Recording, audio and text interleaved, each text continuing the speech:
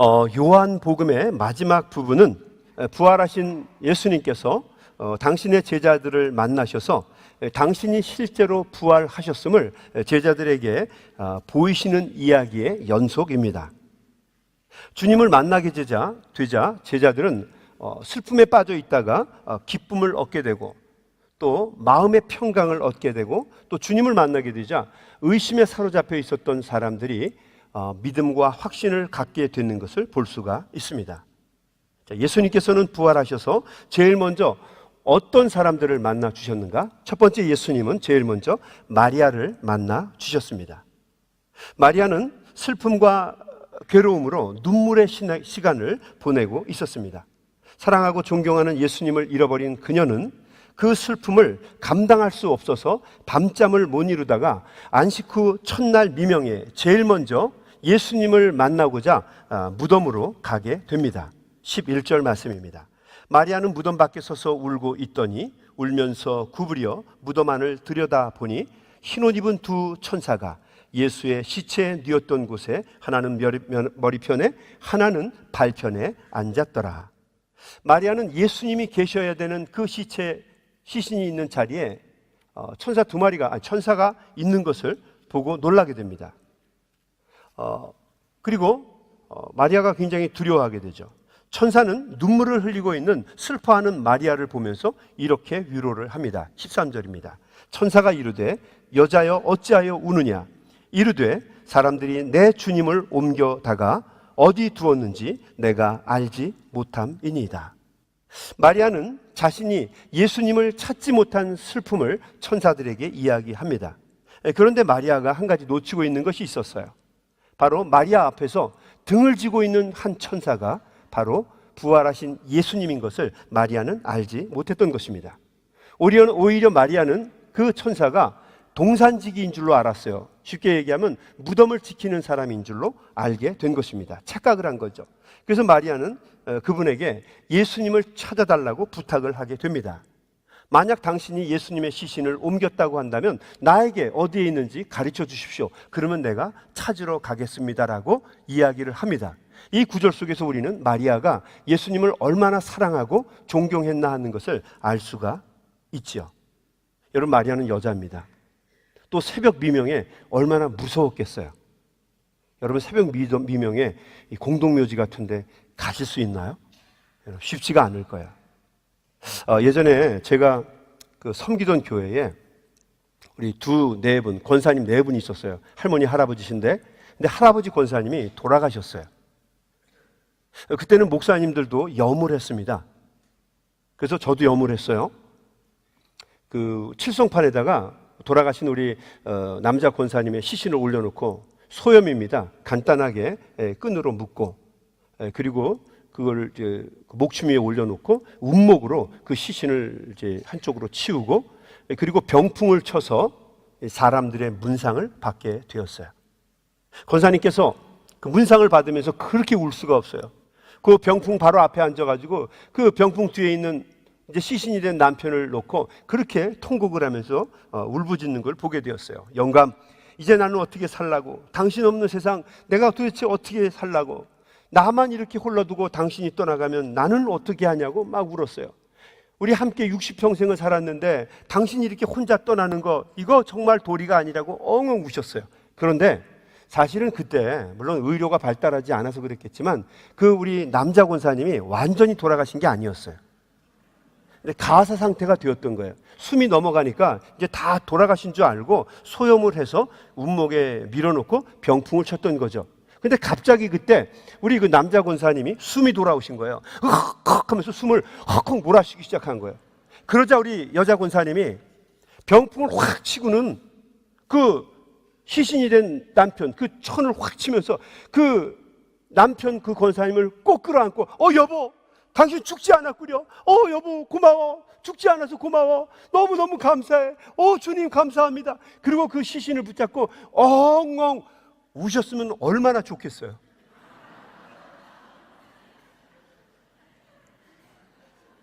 컥컥 숨이 막히면서 그 남편이 이야기를 하니까 갑자기 그 여자 권사님이 으악 소리를 지르면서 혼비백산해서 걸음아 날 살려라 도망치는 걸 봤어요. 근데 이게 도망치는 게 아니고 날아가는 수준이에요. 나는 그 권사님이 그렇게 빨리 움직일 수 있다고 하는 게 참 놀라웠어요. 여러분 원망할 필요는 없습니다. 왜냐하면 원래가 그런 거예요. 시신은 무서운 겁니다. 왜냐하면 시신에게는 항상 죽음의 그림자가 있기 때문이죠. 절대로 뭐 원망하거나 욕할 필요가 없어요. 왜냐하면 죽음이라고 하는 건 그렇게 다 무서운 것이기 때문이죠. 본능입니다.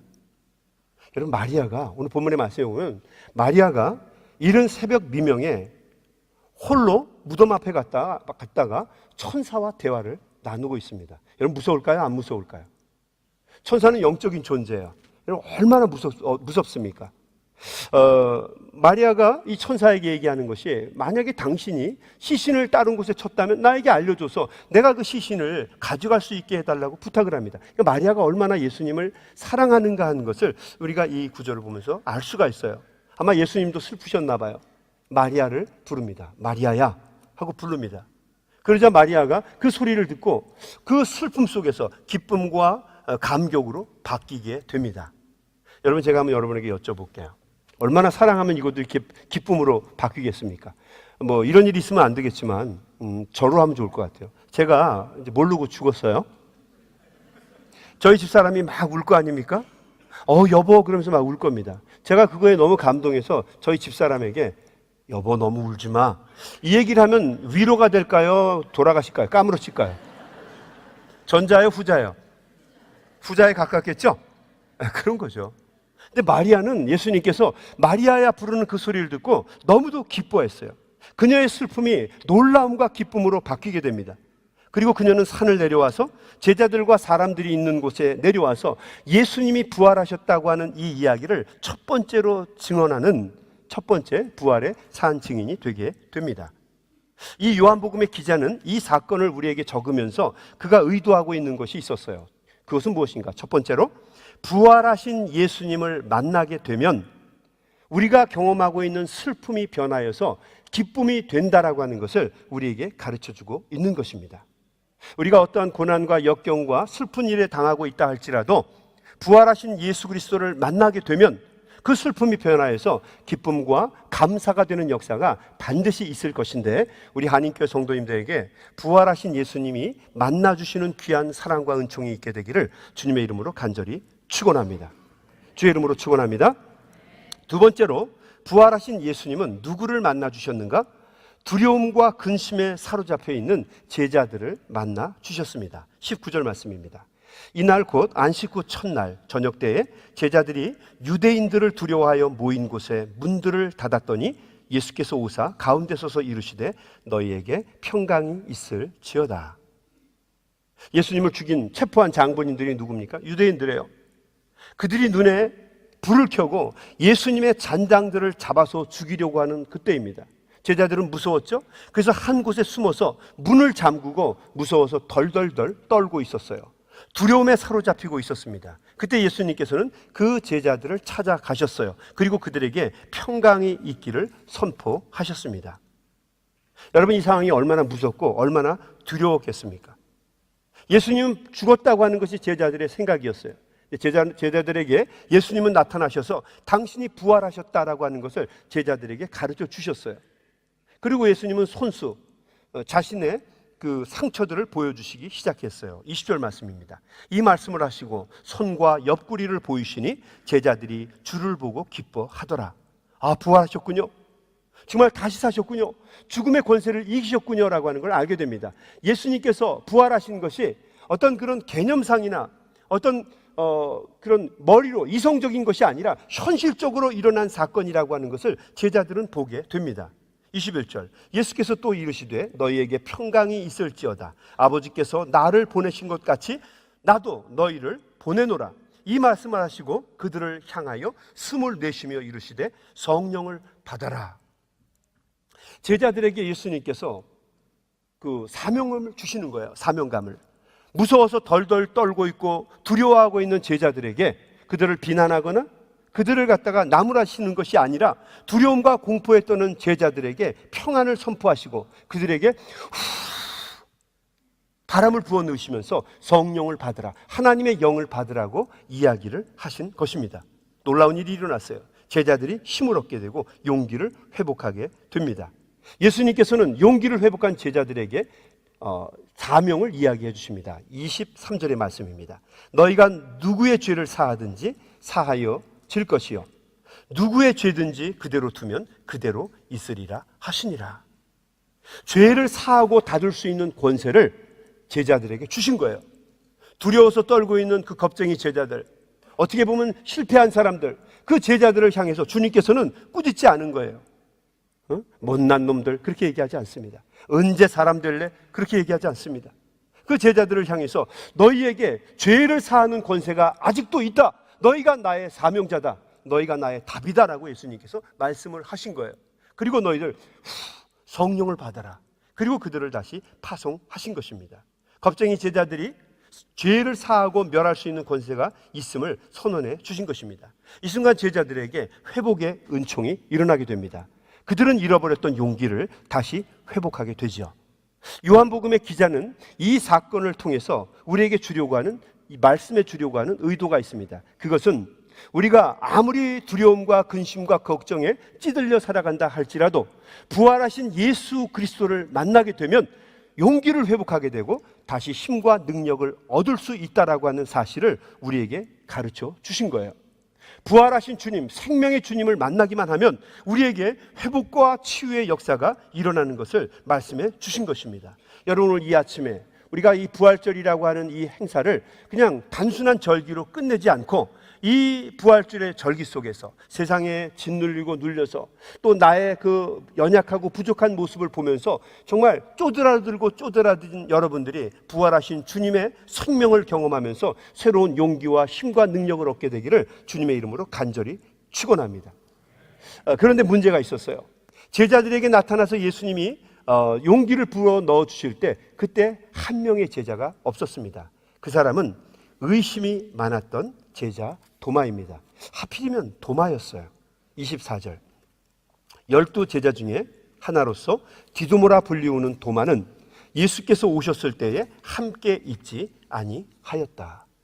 그래서 예수님께서는 세 번째로 의심 많은 제자 도마를 찾아가셨습니다. 그리고 만나 주셨죠. 도마는 아무리 다른 제자들이 정말 예수님께서 부활하셨고 우리에게 나타나셨고 슬프고 두려워하고 어려움을 당하고 있는 우리에게 용기를 주시고 다시 소망을 회복시켜 주셨다고 아무리 이야기를 해도 도마는 믿지를 않습니다. 도마가 이렇게 이야기합니다. 25절 다른 제자들이 그에게 이르되 우리가 주를 보았노라 하니 도마가 이르되 내가 그의 손에 못자국을 보며 내 손가락을 그 못자국에 넣으며 내 손을 그 옆구리에 넣어보지 않고는 믿지 않겠노라 하니라. 여러분, 전형적인 현대인의 모습입니다. 모든 것을 어떤 주객도식적인 사고 그리고 인과율을 적용해서 내가 직접 경험해 보지 않고는 믿지 않겠다라고 하는 도마의 모습이 여기 담겨 있는 거예요. 여러분, 어찌 보면 우리는요 도마에 후회 드릴 때가 많이 있어요. 도마가 뭐라고 얘기합니까? 내가 직접 그 손에 난 상처에 손가락을 넣어보고 그리고 옆구리에 난 그 큰 상처에 내 손을 밀어 넣어보기 전까지는 믿지 않겠다라고 하는 거죠. 여러분, 구멍이 뻥 뚫어진 손바닥에 여러분의 손가락을 밀어 넣을 용기가 있으세요? 못 놉니다. 그러니까 도마는 이 얘기 속에 무슨 얘기를 하고 있는 거예요? 사람이 죽으면 부활할 수 없다라고 하는 이야기를 하고 있는 거예요. 옆구리에 난 큰 창자국에 내 손을 밀어 넣겠다. 실제로 그런 사람이 있어도 밀어 넣는 거 쉽지가 않을 거예요. 그러니까 도마는 단호하게 그런 일은 없다라고 이야기를 하는 것입니다. 오늘날 이 시대를 살아가고 있는 많은 사람들이 예수님의 부활을 믿지 않습니다. 개신교회 목사들 중에서는 10명 중에서 8명이 부활을 믿지 않아요. 우리 교인들 중에서도 85%는 부활을 믿지 않습니다. 여러분, 이것은 통계입니다. 목사님, 그걸 어떻게 아나요? 여러분, 우리 현실을 보면 알잖아요. 왜 기독교가 개독교라고 욕을 먹는지, 왜 우리가 세상 사람들에게 손가락질을 당하면서도 욕심을 위해서 사는지 이유는 간단합니다. 우리는 말을 어떻게 하든지 우리가 머리를 어떻게 생각하든지 우리는 삶을 통해서 부활을 믿지 않는 거예요. 부활을 믿는다면 우리가 절대로 이렇게 살아갈 수가 없는 거죠. 우리는 부활을 믿지 않는 거예요. 안타깝지만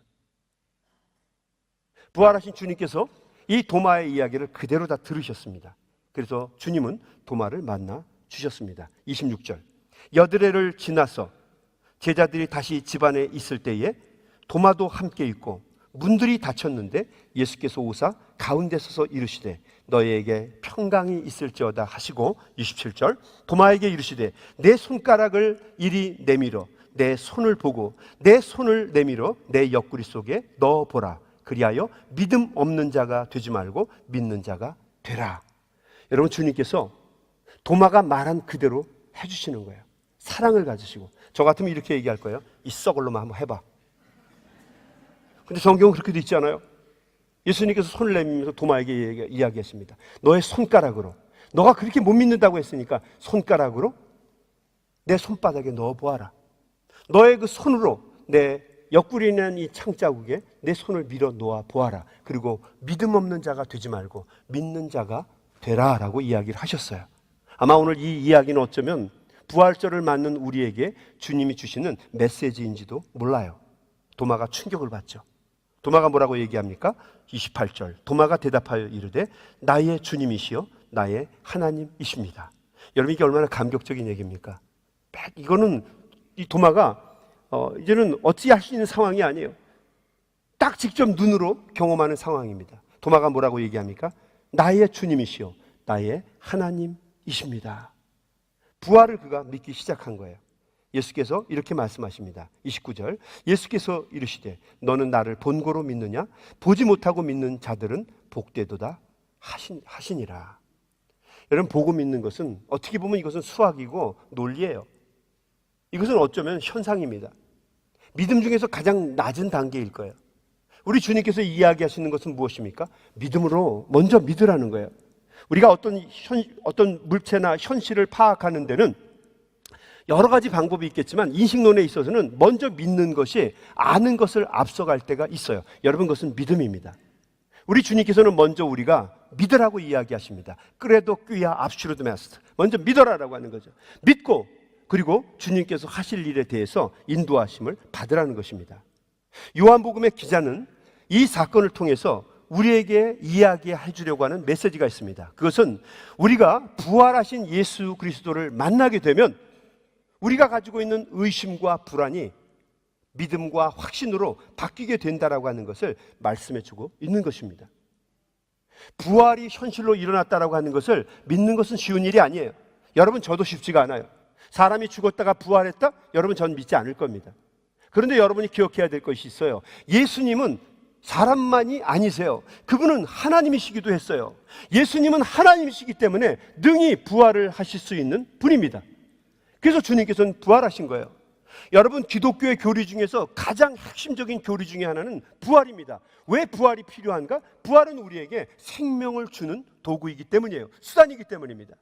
기독교는 많은 가르침을 가르칩니다. 착하게 살아라, 바르게 살아라, 남을 용납하고 용서해라, 원수를 사랑해라, do good, 선을 행해라, do no harm, 남에게 해를 끼치지 마라, 이런 이야기를 많이 합니다. 그래서 많은 사람들은 마치 기독교가 윤리적인 종교, 선을 베푸는 종교인 것으로만 끝내버리는 경우가 많아요. 특별히 과학의 시대를 살아가면서 어떤 눈에 보이는 것만 믿으려고 하는 우리 고기또 에르고슴, 데카르트의 후예들은요, 어떤 객관적이고 과학적인 사건만 믿으려고 해요. 그런데 기독교는 초자연적인 것을 우리에게 이야기해 준다고 하는 것을 여러분 기억하십시오. 기독교는 부활을 이야기한다는 거죠.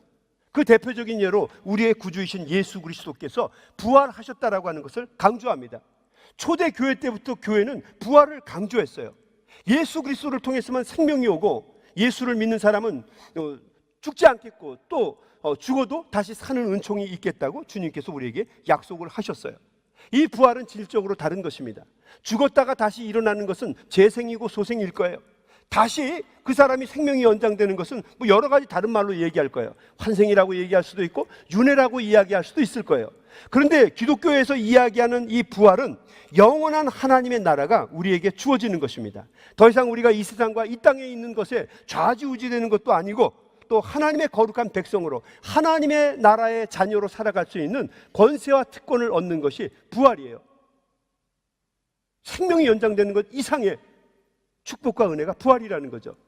그래서 부활을 믿는 사람들, 부활하신 주님을 만난 사람들, 부활에 대한 확신과 어떤 믿음을 갖고 있는 사람들은 이 땅에 있는 작은 것들에 연연해서 마치 죽은 사람들처럼 낙심하며 좌절하며 살아가지 않는다는 거죠.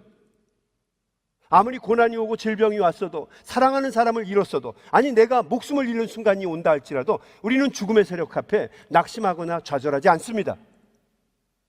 다른 사람이 여러분 앞에서 이 얘기를 하면 여러분은 믿지 않아도 돼요. 그렇지만 제가 여러분에게 이 이야기를 한다면 여러분은 믿으셔야 해요. 아무리 죽음이 오고 아무리 고난이 와도 부활에 대한 생명, 하나님의 나라에서 우리가 자녀로 다시 깨어날 것에 대한 믿음이 있다고 한다면 우리는 죽음 앞에 주눅들지 않고 당당하게 우리의 부활의 신앙을 붙잡고 생명을 붙잡고 이 세상을 이기는 역사가 반드시 있게 될 줄로 믿습니다. 이것은 우리의 믿음이고 우리 신앙의 확신입니다. 어떤 분이 저에게 이런 유머를 하셨어요. 참 한참 웃기도 했지만 자기가 한국에서 남편에게 건강에 좋다고 해서 이 구기자를 장기 복용으로 먹였다는 거죠. 근데 이 미국에 와서 자기가 실수했다는 걸 알게 되었다는 거예요. 한국에 있을 때 항상 이 구기자 차를 먹이니까 이 남편이 주눅이 들어서 일을 제대로 못하더래요. 걱정 근심도 많고 항상 소심하고, 나이가 들어가니까 또 여성 호르몬도 많이 나와서 말도 많고, 그래도 은퇴하고 난 다음에 우리 이렇게 살지 말고 미국으로 가자.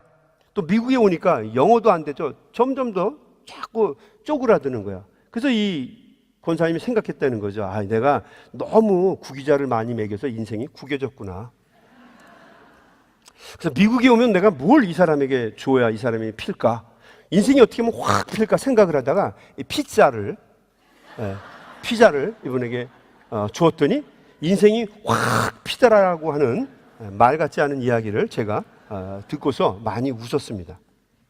여러분, 우리가 인생의 피기를 원한다면, 승리하는 복된 삶을 살기를 원한다면 생명의 주인이신 부활하신 예수 그리스도를 만날 수 있게 되기를 바랍니다. 우리가 사순절 기도를 하면서 경험했을까요? 하나님 앞에 기도하고 부르짖고 내 삶의 현장 속에서 주님과 동행하는 거예요. 그때마다 우리는 살아서 역사하시고 나를 붙잡아 주시고 인도해 주시는 주님을 우리는 다시 오늘날 이 현실 속에서 경험하게 됩니다.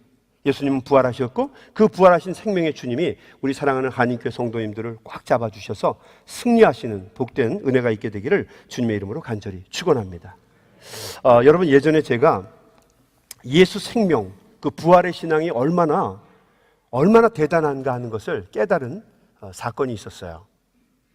하나님 나라에 대한 소망, 또 영원한 생명에 대한 기대, 이런 것을 가지고 살아가는 사람이 어떠한 고난과 역경도 정말 담대하게 이기는가 하는 것을 제가 신문 기사를 통해서 본 적이 있었어요. 이것은 제가 태어나기 전에 일어난 사건입니다. 1958년입니다. 4월 25일 날 금요일 밤 9시경에 미국 필라델피아 주에 있는 펜실베니아 대학교 주변에서 살인사건 하나가 일어나게 됩니다. 흑인 불량 청소년 11명이 청소년 댄스 파티에 가기 위해서 그 입장료로 35센트가 필요했는데, 35센트, 별것도 아닌데 그 35센트를 얻기 위해서 길을 지나가고 있던 펜실베니아 대학의 유학생을 무차별하게 때려서 죽인 거예요. 병을 깨서 찔렀는데 그 병이 이 유학생의 목에 찔리면서 이 유학생은 자신의 꿈을 접고 하나님 나라에 가게 됩니다. 이 유학생은 그날 편지를 잘 써서 그 편지를 부모님에게 쓰는 편지였는데 이것을 보내려고 우체국으로 가다가 이 동네 불량 청년들 11명에게 잡혀서 결국 죽음을 당하게 된 것입니다. 이 사람은 한국인 유학생 오이노라고 하는 사람이었어요. 당시 그의 나이가 26살입니다. 그는 참 성실하고 아주 신실한 기독 청년이었어요. 그는 비명 한 번 지르지 못하고 그날 깨어진 유리병에 목이 찔려서 삶을 마감하고 말았습니다. 범인들은 이틀이 지나자 모두가 다 검거가 되었고 이 오이노 씨가 살해되었다고 하는 이 이야기는 1958년 미국 전역에 다 언론들을 통해서 퍼지게 되었습니다. 불쌍하게 꿈 많은 젊은이가 강도를 당해서 이렇게 죽었다고 하는 이 이야기에 많은 미국의 시민들이 애도를 표했고 고작 35센트 때문에 이 아름다운 생명을 뺏어가야 했던 흑인 청소년들 11명에게 극형에 처해야만 한다라고 하는 그런 여론들이 들끓게 되었어요. 당시 재판에 참석했던 대부분의 배심원들도 극형에 처할 준비를 하고 있었습니다. 그때 한국에서 한 통의 편지가 이 필라델피아 시장에게 시장 앞으로 전달되게 됩니다. 이 편지를 쓴 사람은 오이노 씨의 아버지이신 오기병 장로님이셨어요. 이 편지의 내용은 자기의 아들을 죽인 흑인 청소년들에게 그들을 선처해 달라고 하는 탄원서였어요. 이 오기병 장로님은 부산에 있는 영도교회에 출석하시는 장로님이었어요. 그분은 한때 유명했던 영진 보일러라고 하는 회사를 이끄셨던 분이에요. 교회와 이웃들에게 좋은 신앙인으로 찬사를 받으시던 분이었어요. 그는 이 오기병 장로님은 아들을 죽인 범인들에게 법이 허락하는 한 최대한의 선처를 베풀어 줄 것을 부탁을 합니다. 그리고 가족들과 회의를 열어서 당시에 500불이라고 하는 큰 거금을 이 흑인 청소년들을 위해서 모금을 하게 됩니다. 그리고 청소년들에게 보내게 되지요. 이 오기병 장로님이 편지를 썼는데 그 편지의 내용은 이렇습니다. 여러분 한번 잘 들어보시기 바랍니다. 하나님께서 우리의 슬픔을 승화시켜 기독교적 소망을 주신 것을 감사합니다. 아들 이노의 사망 소식을 들었을 때 믿을 수 없었고 큰 충격과 비관에 빠졌습니다. 하지만 살인자들의 구원받지 못한 영혼을 구원하고 이들에게 생명을 불어넣을 수 있는 도구가 되기를 원하면서 우리 가족은 가족회의를 통해 법이 허용하는 범위 안에서 가장 관대한 판결이 내려지도록 청원하기로 결정하였습니다. 그들은 자신들이 저지른 범죄 행위가 희생자 본인과 그의 가족에게 어떤 결과를 가져올지 몰랐습니다. 교육적인 빈곤이 살인의 직접적인 동기가 되었을 것이라고 생각됩니다. 우리 가족은 이들이 석방된 뒤에 직업교육 및 사회 적응의 목적으로 쓰일 수 있도록 기금을 적립하기로 했습니다. 이것은 죽임을 당한 이와 죽인 자들에게 생명을 주는 일이며 우리를 기독교적 사랑과 친교 안에서 연결하게 되는 길이라고 생각합니다. 우리는 다만 우리의 죄를 대신하여 죽으신 예수 그리스도로부터 성령으로 우리의 소망을 밝혔을 뿐입니다. 하나님의 축복이 미국 국민들과 특히 우리의 피부치인 아들을 죽게 한 이들에게 함께 하시기를 기도합니다. 오기병 장로 오이노의 아버지 올림, 이렇게 써 있었어요. 여러분, 오기병 장로님의 사랑과 용서의 편지는 이 미국 사회를 다시 한번 들썩이게 만들었습니다. 당시 언론들은 아들을 죽인 원수를 향해 용서와 사랑의 손을 내민 오 씨의 부부를 보고서 크게 감동했습니다. 그래서 5월 2일자 신문에 To return good for evil이라고 하는 글을 썼어요. 악을 선으로 갚다. 그리고 그 기사에는 In Eno's parents to give $500 to help his slayers. 자신의 아들을 죽인 살인자들을 위해 500불을 기부한 오 씨의 부모님이라고 하는 그 기사를 써서 미국 역사상 1면에서 4면까지 계속해서 이 오 씨 집안의 가족의 이야기를 연재로 보도한 적이 있었습니다. 여러분, 이 땅의 삶이 전부라고 생각한다면 과연 이런 일들을 할 수가 있겠습니까? 예수 그리스도를 통해서 주어지는 생명과 부활에 대한 소망이 없다고 한다면 여러분, 이 오기병 장로님처럼 자신의 죽은 아들을 위해서 이런 용단을 내릴 수가 있겠냐라고 하는 거죠. 여러분, 우리가 할 수 있겠습니까? 결코 쉬운 일이 아니라고 하는 거죠. 예수 그리스도에 대한 믿음과 또 그분을 통해서 주어지는 부활의 소망과 생명이 있을 때만 우리는 이 사명을 감당할 수 있다라고 하는 거죠. 여러분, 오늘 이 부활절에 부활하신 주님을 우리 만나는 귀한 역사가 우리 성도님들에게 있게 되길 주의 이름으로 축원합니다.